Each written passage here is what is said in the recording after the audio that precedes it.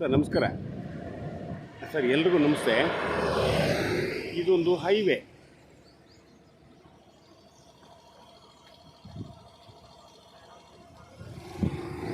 ಚಾಮರಾಜನಗರದಿಂದ ನಂಜನಗೂಡಿಗೆ ಹೋಗುತ್ತಲ್ಲ ಆ ಒಂದು ಹೈವೇ. ಈ ಹೈವೇಗೆ ಒಂದು ಕಡೆಗೆ ಇರ್ತಕ್ಕಂಥ ಆಸ್ತಿ ನಾನು ಹೇಳ್ತಾ ಇರ್ತಕ್ಕಂಥದ್ದು. ಸೊ ಇಲ್ಲಿಂದ ಸ್ಟಾರ್ಟ್ ಆಗುತ್ತೆ. ಸೊ ಅಂದರೆ ಹೈವೇ ಎಂಟ್ರೆನ್ಸ್ ಕ್ಲೀನ್ ಮಾಡ್ಕೊಳ್ಳೋ ಅಂತಿದೆ.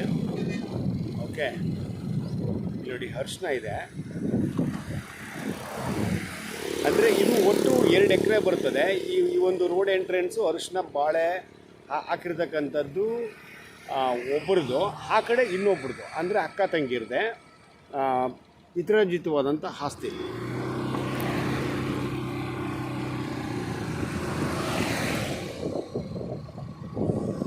ಸೊ ಇಲ್ಲಿ ನೋಡಿ ಇದೇ ಆಸ್ತಿ ಹೈವೇಗೆ.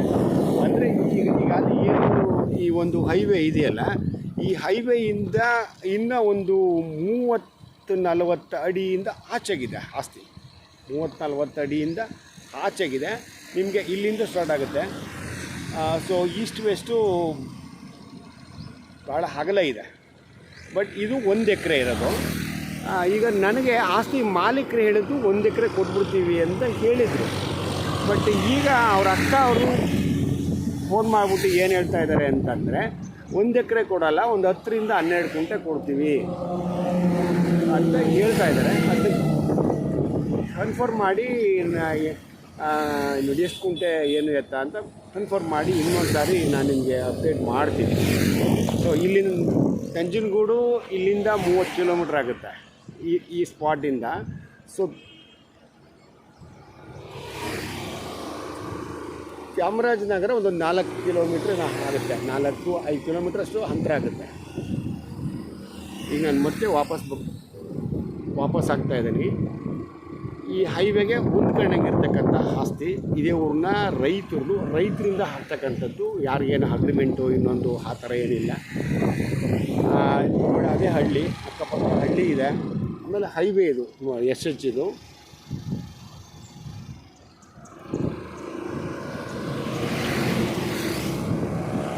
ಆಸ್ತಿಯ ಹಿಂಭಾಗಗಳು ತೋರಿಸ್ಬಿಡ್ತೀನಿ ನಿಮಗೆ. ಇಲ್ಲಿಂದ ಚಾಮರಾಜನಗರ 4 ಕಿಲೋಮೀಟ್ರು ಅಂತ ಹೇಳ್ತಾ ಇದ್ದಾರೆ. ಒಂದು 4 ಅಥವಾ 5 ಕಿಲೋಮೀಟ್ರ್ ಅಂತೂ ಪಕ್ಕ ಆಗುತ್ತೆ ಅಷ್ಟೇ.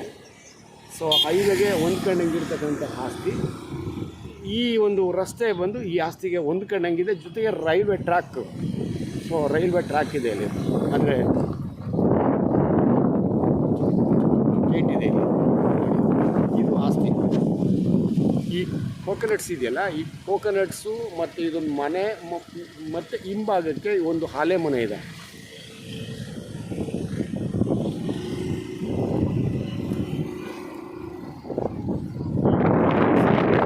ಇದೊಂದು ಮನೆ. ಆಮೇಲೆ ನೋಡಿ ಈ ಕಡೆ ಹಾಲ ಮನೆ. ಇದು ಅಕ್ಕ ಅವ್ರದ್ದು. ಆ ಕಡೆ ಅರಿಶಿನ ಮತ್ತು ಬಾಳೆ ಇರ್ತಕ್ಕಂಥ ತಂಗಿದು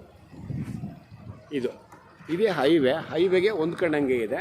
ಇದರಲ್ಲಿ ಅವ್ರ ಅಕ್ಕ ಅವ್ರು ಹೇಳ್ತಾ ಇರೋದು ಒಂದು 10 ಗುಂಟೆ ಕೊಡ್ತೀವಿ ಅಂತ, 10-12 ಗುಂಟೆ ಕೊಡ್ತೀವಿ ಅಂತೇಳಿ ಹೇಳ್ತಾ ಇದ್ದಾರೆ.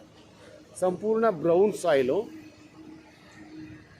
ಹೋಮ್ ಸೆಟ್ಟು 2ಕ್ಕೂ ಇದ್ದಾವ? ಸಪ್ರೇಟ್ ಇದೆಯಾ, ಒಟ್ಟಿಗೆ ಇದೆಯಾ? ಹೌದು, ಒಟ್ಟಿಗೆ. ಅಂದರೆ ಒಂದೇ ಬೋರಾ?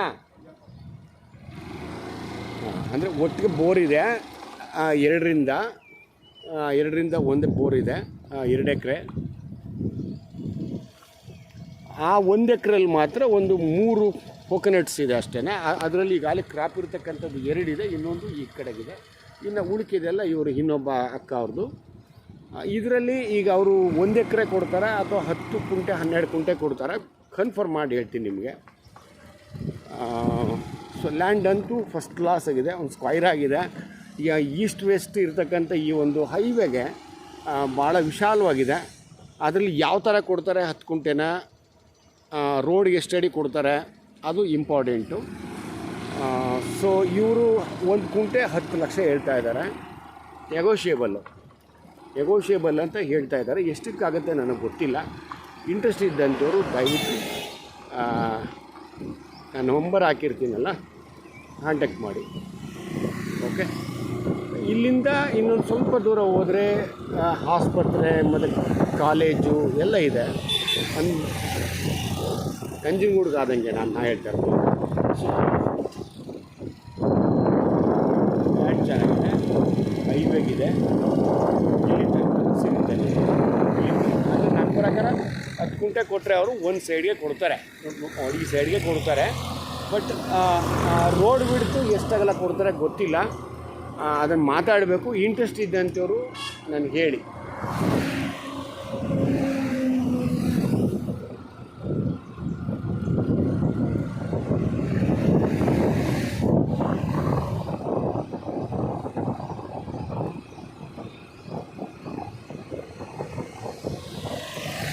ಇಲ್ಲೆಲ್ಲ ಅಕ್ಕಪಕ್ಕ ಕೆಲವೊಂದು ಹೋಟ್ಲ್ಗಳಾಗಿದೆ, ರೆಸಾರ್ಟ್ಗಳು ಮಾಡವ್ರೆ.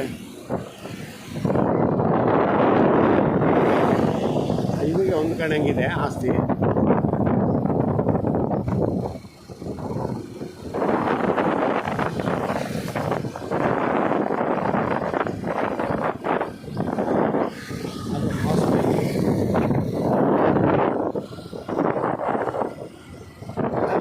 ಈ ಒಂದು ರೈಲ್ವೆ ಹಳಿ ಏನು ಹೋಗಿದೆಯಲ್ಲ, ರೈಲ್ವೆ ಹಳಿಯ ಫ್ರಂಟ್ಗೆ ಆದಂಗೆ ಇರ್ತಕ್ಕಂಥ ಆಸ್ತಿ ಇದು. ರೈಲ್ವೆ ಹಳಿ ಹಿಂಭಾಗಕ್ಕಿದೆ, ಅದರ ಮುಂಭಾಗಕ್ಕಿರ್ತಕ್ಕಂಥ ಆಸ್ತಿ. ಒಳ್ಳೆ ಇನ್ವೆಸ್ಟ್ಮೆಂಟ್ ಲ್ಯಾಂಡು. ಸೊ ಪ್ರೈಸ್ ಮಾತ್ರ 10 ಲಕ್ಷ ಹೇಳ್ತಾರೆ, ನಿಮ್ಗೆ ನೆಗೋಷಿಯಬಲ್ ಆಗುತ್ತೆ. ಎಷ್ಟಾಗುತ್ತೆ ನನಗೆ ಐಡಿಯಾ ಇಲ್ಲ.